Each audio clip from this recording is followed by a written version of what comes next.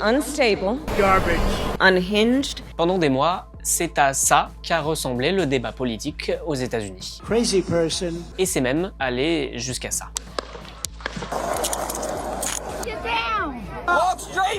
Retour sur une campagne sans foi ni loi entre deux candidats que tout oppose.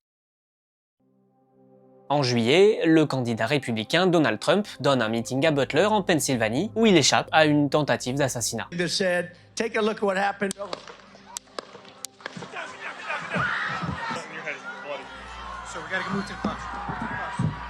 Thomas Matthew Crooks vient de tirer 8 balles en direction de l'ancien président. L'une d'elles le frôle et touche son oreille à quelques centimètres de lui être fatale. Une autre tuera un spectateur. Mais loin d'être un drame pour son image, cette photo-là le transforme en symbole, tout comme cet énorme pansement qu'il va porter plusieurs jours après. Chez les Trumpistes, il devient même un symbole de ralliement. 2 mois après la première tentative, une fusillade éclate près de la résidence de Donald Trump à Mar-a-Lago en Floride, entre le Secret Service, chargé de la protection des membres et anciens membres de gouvernement américain, et Ryan Roos. C'est un ancien électeur de Donald Trump, soupçonné ce jour-là d'avoir voulu tuer l'ancien président.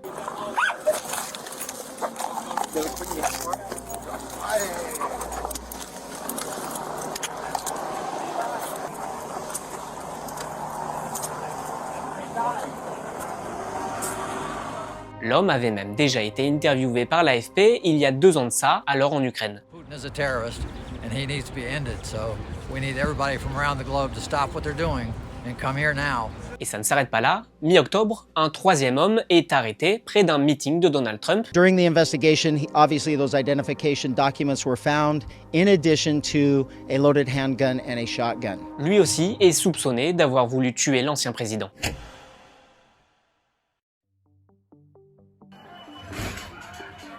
Depuis l'assaut du Capitole, le 6 janvier 2021, pour lequel Donald Trump est d'ailleurs actuellement jugé, l'agence Reuters a décompté plus de 300 affaires de violence politique dans le pays. Pour le moment, on en compte une 50aine cette année, et le dénouement des élections pourrait encore faire augmenter le nombre. En juillet dernier, un octogénaire installe dans son propre jardin une pancarte pro-Trump quand un homme vient le percuter volontairement sur un quad. Il y a quelques semaines, des militants de Kamala Harris, réunis pour l'un de ses meetings en Pennsylvanie, sont accostés par un homme et adressé une insulte à caractère raciste à un 2e homme avant de s'enfuir. Encore plus récemment, le 28 octobre, un bureau de campagne de Kamala Harris a été visé par des tirs et une autre fois, des militants se sont même attaqués au vote anticipé des Américains. Our officers quickly determined that there was an incendiary device that had been attached to the ballot box, and that is what ignited this fire.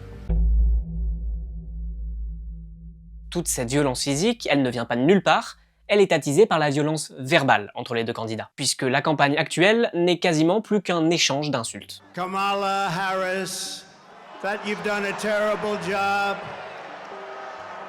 That crooked Joe Biden has done a terrible job. You've destroyed our country. Donald Trump left us the worst attack on our democracy since the Civil War. Et d'ailleurs, ça a été le seul et unique débat entre Trump et Harris, Donald Trump ayant refusé d'en faire un 2e. Côté discours, les 2 principaux partis politiques des États-Unis ont essayé de prendre le lead, enfin plutôt de tout faire pour humilier l'adversaire. She has a plan to confiscate everybody's gun. She hates the Arab population. Donald Trump was fired by 81 million people.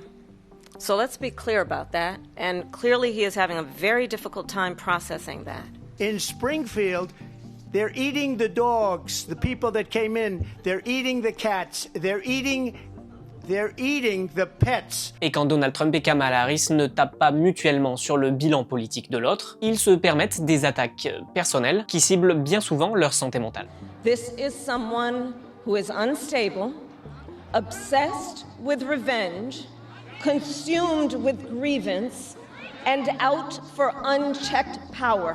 She's a very low IQ individual. She's dumb as a rock. On l'a bien compris, ne cherchez pas à être convaincu par un programme politique bien articulé. Le seul objectif dans cette élection, c'est de prouver que l'autre est incapable de gouverner. C'est même devenu une stratégie de campagne, un objet de communication disponible entre 2 programmes télé. This is the Jim Heath Channel playlist of 2024 campaign ads. Trump essaie de faire passer Harris pour une dangereuse radicale, I do believe that we need to get radical. pendant qu'Harris montre Donald Trump comme un fou tout aussi dangereux. For Trump, it's all about getting unchecked power. Les candidats n'essaient définitivement plus de convaincre qui que ce soit, mais plutôt de décrédibiliser l'autre, coûte que coûte. They're eating the dogs. They're eating the pets. While Trump is focused on that, Kamala Harris is focused on you. Pendant toute la campagne, les deux clans et leurs soutiens auraient dépensé entre 500 millions et plus de 1 milliard de dollars rien qu'en pub. Dans beaucoup d'entre elles, on retrouve les mêmes attaques que dans les meetings. Donald Trump,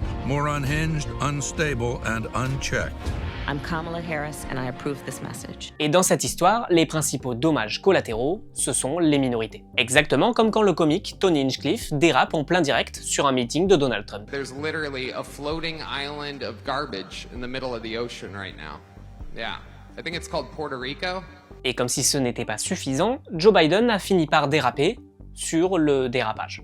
The only garbage I see floating out there is his supporters. Personnes issues de l'immigration, communauté LGBTQIA+, personnes de couleur, les électeurs en prennent directement pour leur grade dans une campagne toujours plus stigmatisante. Exemple 1, les femmes. Là, par exemple, On a word called abortion. She's a radical, crazy person. quand Kamala Harris est insultée par des propos misogynes, folles, ce sont aussi les autres femmes qui sont visées, surtout si elles soutiennent l'avortement. Exemple 2, les Afro-Américains. Donald Trump dit ça au sujet de Kamala Harris. I didn't know she was black until a number of years ago when she happened to turn black, and now she wants to be known as black. En fait, beaucoup de chercheurs le disent, la montée de la violence politique aux États-Unis coïncide avec l'arrivée de Donald Trump en politique en 2016. Et la violence de ses discours a vite augmenté avec les années. En 2024, par exemple, 1,6% de ses discours est consacré au champ lexical de la violence. En comparaison, avec Barack Obama, on était à 0,79%. C'est 2 fois moins. En face, le camp démocrate n'aura pas non plus été exemplaire, n'ayant pas fait beaucoup pour endiguer la montée de cette violence, surtout verbale, en jouant toujours le jeu de la provocation et de l'humiliation. 2 days ago, I turned 78, and the only personal vanity I want to assert is I'm still younger than Donald Trump. Well, if you are exhausted on the campaign trail, it raises real questions about whether you are fit for the toughest job in the world. He says we're losing. He's the loser. He's dead wrong. Le vote est plus que jamais sous tension et la crainte de nouvelles violences se faisait déjà ressentir avant l'ouverture des bureaux de vote. Il y a 4 ans, de nombreux assesseurs avaient été directement menacés par des soutiens pro-Trump pendant les jours qui ont suivi le dépouillement. Et maintenant, beaucoup redoutent un acte 2 de l'assaut du Capitole. Certains se préparent même à une guerre civile. Right here, we're specifically all trans. Y'all can get AR-15s like us. We can run out in the woods. And we could build capable anarchist collectives able to defend against organized fascist attacks. Et la capitale américaine se barricade déjà en prévision de potentielles manifestations. Politique et violence semblent donc être devenues une habitude aux États-Unis.